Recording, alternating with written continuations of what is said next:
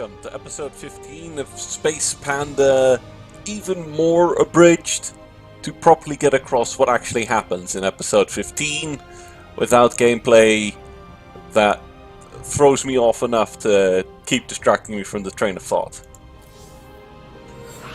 So, here's the main takeaway from the ending of episode 14, where Zeratul goes to the Overmind's corpse and encounters the ghost of his friend Tassadar, or ghost, well, something, some kind of manifestation that appears to be Tassadar that tells him that the Overmind was not the villain that everybody assumes the Overmind is.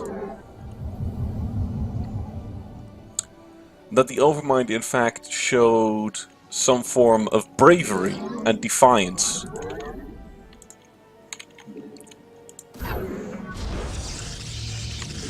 Now, Zeratul's understandably confused and possibly even a little bit upset by the idea that the Overmind could have been there for some other reason than to annihilate and wipe out all the Protoss. But don't worry, Tassadar will explain himself. And he does so by, among other things, showing Zeratul a vision of what the future will be like should Kerrigan die.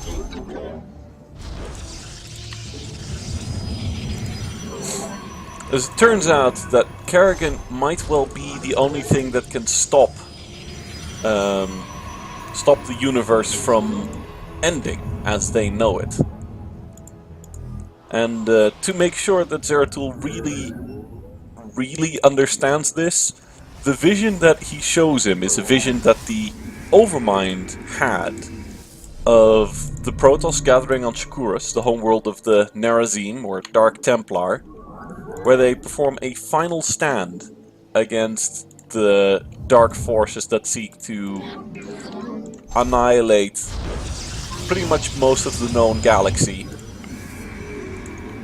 You must construct additional pylons.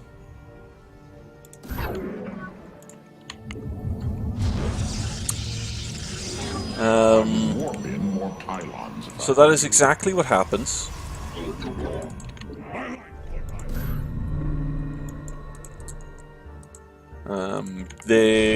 Progressively, as the mission continues, you're trapped in the holdout mission in a relatively spacious Nerazim base.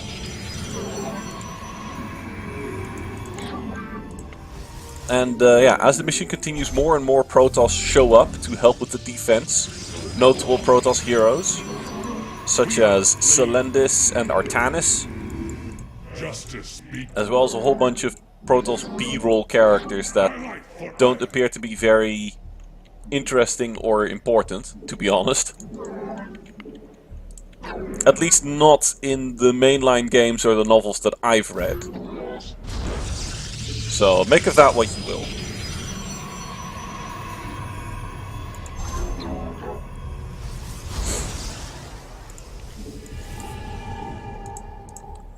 Now, the next thing that happens is, of course, all these Protoss work together to protect an archive where they are apparently storing their memories or similar for, I guess, hypothetical other life that might exist in the universe after they have all perished, that can take over the fight against this dark, shadowy figure who appears to be controlling the Zerg and the hybrid who taunts them from the shadows.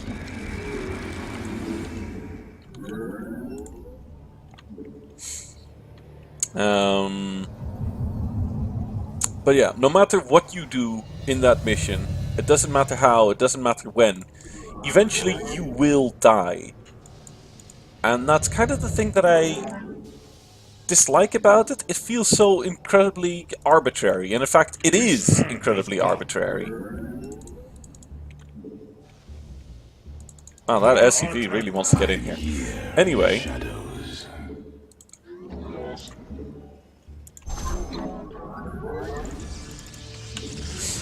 Because yeah, you have to kill X amount of units, and after you've killed that mysterious amount of units, basically from that point onwards the mission counts as completed,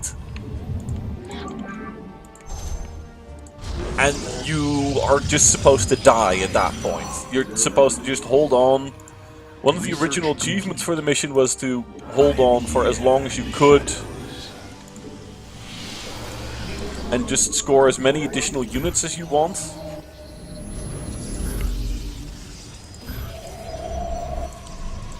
And then eventually just lose.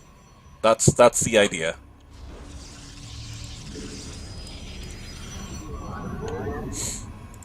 And yeah, you do. It doesn't take too long before you just, no matter what you do, you die. And that's the point. And the Dark Figure taunts and the Protoss are confronted with the fact, according to this Dark Figure, that if they hadn't killed Kerrigan, they might have had a chance. And Zeratul laments that they couldn't have known, which clearly indicates that it's an alternate timeline Zeratul that didn't investigate this prophecy business. Prismatic core online.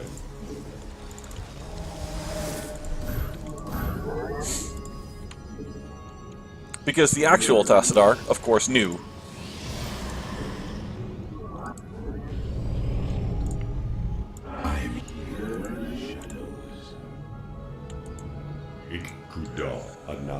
And yeah, that basically sums up the mission. You have already gathered all that field's minerals. Wait, why am I putting 5 on gas? That seems a bit excessive.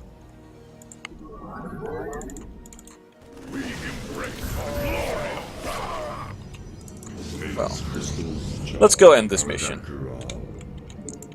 So I think I've been here long enough, and I think I've already covered everything that happens.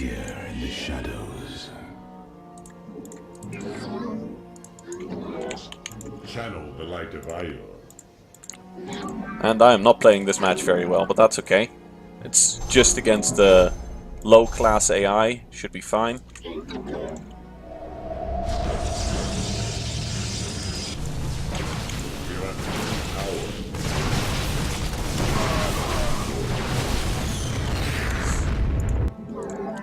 Oh yeah, that's pretty much everything in episode 15 covered, and more concretely.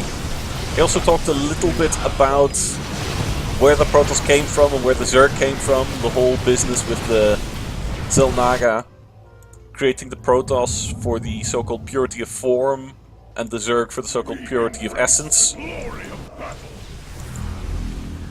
Because that is apparently what the Zerg are. They are pure of essence. And the Protoss are pure of form.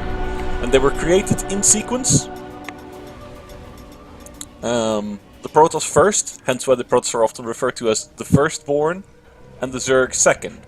Though something strange happened with the Zerg, and we'll find out more about that during the Zerg campaign. Because after the Xel'Naga left, one of them came back. And that one had different plans. Mineral field depleted. And they keep talking about a cycle. Apparently, all of this has happened before, in some way and in some sense. And if you ask me, as weird as it may sound, all of StarCraft may just be... Actually, you know, no, that's probably too much of a spoiler. We'll hear that crazy crackpot theory of mine, I guess, probably near the end of the Protoss campaign. Why am I building here? I'm just filling dead air. And gonna go now. I think this should sum up episode 15 appropriately enough. Boop!